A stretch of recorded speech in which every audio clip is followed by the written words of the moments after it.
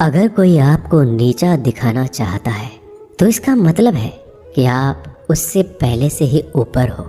जिंदगी जीने के लिए मिली है, इससे लोग क्या सोचेंगे यह सोचने में बर्बाद मत करो।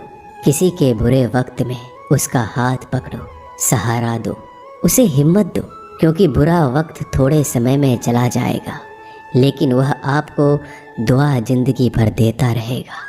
मनुष्य सुबह से शाम तक काम करके उतना नहीं थकता जितना चिंता और क्रोध के एक क्षण में थक जाता है।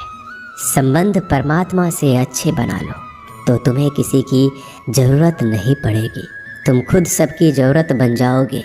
सलाह देने तो हजारों आते हैं लेकिन जब साथ देने की बारी आती है तो केवल भगवान आते हैं। जीतने के बाद तो सारी दुनिया गले लगाती है, क्योंकि जो आज आपके साथ है वह कल आपके खिलाफ हो सकते हैं।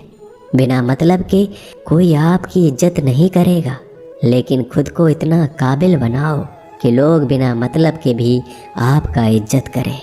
भगवान कहते हैं सोने से पहले तुम सबको माफ़ कर दिया करो और तुम्हारे जागने से पहले मैं तुम्हें माफ़ कर दूंगा। भगवान ऑक्सीजन की तरह हैं जिन्हें आप देख नहीं सकते लेकिन उसके बिना आप रह भी नहीं सकते। कोई और तुम्हारी मदद नहीं कर सकता, अपनी मदद स्वयं करो। आप खुद के सबसे अच्छे मित्र हैं और सबसे बड़े दुश्मन भी। इंसान तब समझदार नहीं होता जब वह बड़ी बातें करने लगे, बल्कि समझदार तब होता है जब वो छोटी छोटी बातों को समझने लगे। आप किस समय सही थे इसे कोई याद नहीं रखता, लेकिन आप किस समय गलत थे ये सब याद रखते हैं। सब दुख दूर होने के बाद ही मन प्रसन्न होगा, यह आपका भ्रम है। मन प्रसन्न रखो, सब दुख दूर हो जाएंगे, ये हकीकत है। किसी भी व्यक्ति की कोई भी बात बुरी लगे तो दो तरह से सोचो। यदि व्यक्ति महत्वपूर्ण है तो भूल जाओ और बात महत्वपूर्ण है तो व्यक्ति को भूल जाओ। रिश्तों का संबंध सिर्फ रक्त से नहीं होता, जो मुसीबत में हाथ थाम ले उससे बड़ा कोई रिश्ता नहीं होता। भगवान कहते हैं तुम सब कुछ मुझे सौंप दो, सारा दर्द परेशानी, और बिल्कुल हल्के होकर मुझे याद करो। धीरे धीरे तुम्हारा जीवन बदल जाएगा।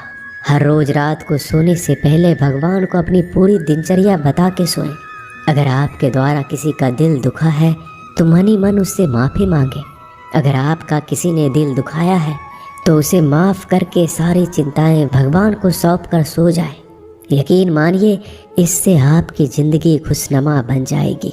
क्रोध बोला हुआ एक शब्द इतना जहरीला हो सकता है कि आपकी हजार प्यारी बातों को एक मिनट में नष्ट कर सकता है।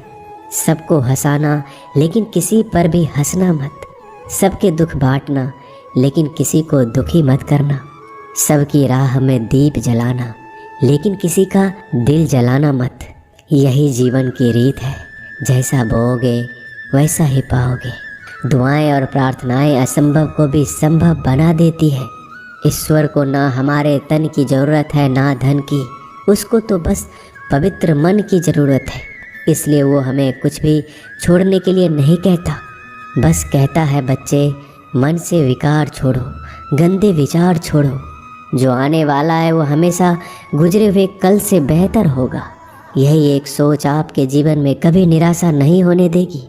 झूठ कितना अजीब है, खुद बोलो तो अच्छा लगता है, दूसरे बोले तो गुस्सा आता है। खुशियाँ चाहे किसी के साथ भी बांट लो, पर गम हमेशा भरोसेमंद इंसान के साथ ही बांटना चाहिए। जीवन में समय चाहे जैसा हो, परिवार के साथ रहो तो सुख बढ़ जाता है, दुख हो तो बढ़ जाता है। सच्चा मित्र वही है जो उस समय में भी आपके साथ खड़ा हो जब सारी दुनिया आपके खिलाफ हो। आपके पास जितना भी है उसके लिए बार बार दिल से धन्यवाद कहें, हर वक्त कहें। यकीन मानिए जितना भी है वो जल्दी कई गुना हो जाएगा। प्रार्थनाएं और ध्यान इंसान के लिए बहुत ज़रूरी है, क्योंकि प्रार्थना में भगवान आपकी बात सुनते हैं और ध्यान में आप भगवान की बात सुनते हैं। श्री कृष्ण से कितना कुछ छूटा, पहले माँ छूटी, फिर पिता छूटे, फिर जो नंद किशोर मिले वो भी छूटे, संग साथी छूटे, राधा भी छूटी, गोकुल छूटा, फिर मथुरा छूटा। श्री कृष्ण से जीवन भर कुछ न कुछ छूटता ही रहा। नहीं छूटा तो वो था देवत्व, मुस्कान और सकारात्मकता। श्री कृष्ण दुखी नहीं, उत्सव के प्रतीक है। सब कुछ छूटने पर भी कैसे खुश रहा जा सकता है, ये श्री कृष्ण से अच्छा कोई नहीं सिखा सकता। इसलिए हमेशा खुश रहें, सदा मुस्कुराते रहें। जीतने का मज़ा भी तभी आएगा जब लोग आपके हार का इंतज़ार करेंगे।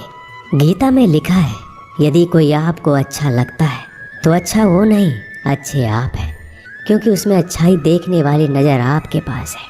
अपनी पीड़ा के लिए संसार को दोष मत दो, अपने मन को समझाओ। तुम्हारे मन का परिवर्तन ही तुम्हारे दुखों का अंत है। सोच और नीयत अच्छी रखिए, फिर आपके कष्ट प्रभु स्वयं दूर कर देंगे। याद रखना, भगवान से कभी उम्मीद छोड़ना नहीं और दुनिया वालों से कभी उम्मीद रखना नहीं। सुख दुख एक सिक्के के दो पहलू हैं। जहाँ सुख होगा वहाँ दुख भी होगा, जहाँ दुख होगा वहाँ सुख भी होगा। इसलिए सुख दुख के बारे में बिना सोचे निरंतर अपने लक्ष्य को प्राप्त करने के लिए प्रयास करते रहना चाहिए। एक बात हमेशा याद रखना, किसी के सामने गिड़गिड़ाने से ना मोहब्बत मिलती है ना इज्जत। इसलिए अपने स्वाभिमान को जिंदा रखो। कोई अगर आपकी किस्मत में होगा तो आपके पास खुद ही चल कर आएगा। दूसरों को हराने का मौका मत दो, बस खुद को आगे ले जाने की जिद पालो। कभी हार ना मानने की आदत ही एक दिन जीतने की आदत बन जाती है। सिर्फ दो चीज़ें मनुष्य के भाग्य का निर्माण करती है। पहला, स्वभाव। अगर आपके स्वभाव में अच्छाई, विनम्रता और गुण है तो आपका भाग्य चमकेगा। अगर आपका स्वभाव क्रोधी है, आलसी है, तो आपका भाग्य बिगड़ना अनिवार्य है। इसलिए अपने स्वभाव को मधुर और आकर्षित बनाइए। दूसरा, आपकी वाणी।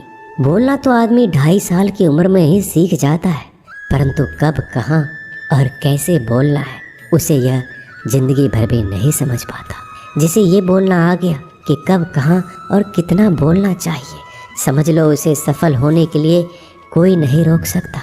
पिता से बड़ा कोई सलाहकार नहीं, माँ की छाँव से बड़ी कोई दुनिया नहीं, भाई से अच्छा कोई भागीदार नहीं और बहन से बड़ा कोई शुभ चिंतक नहीं। इस मतलबी दुनिया से कोई मतलब ना रखो, और मतलब रखना है तो अपने मतलब से मतलब रखो। दुआएं मांगने से किसका भला होता है, मिलता तो वही है जो हमने बोया होता है। तुम नीचे गिर के देखो, कोई नहीं आएगा उठाने।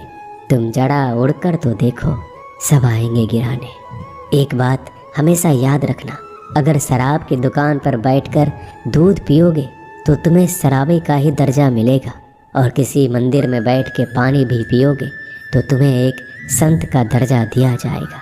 इसलिए आप किसके साथ उठते बैठते हो ये बहुत मायने रखता है। दोस्तों, आशा करता हूँ कि आपने इस वीडियो से बहुत सारी सीख ली होगी। मिलते हैं जल्दी एक नए ज्ञानवर्धक वीडियो में। धन्यवाद।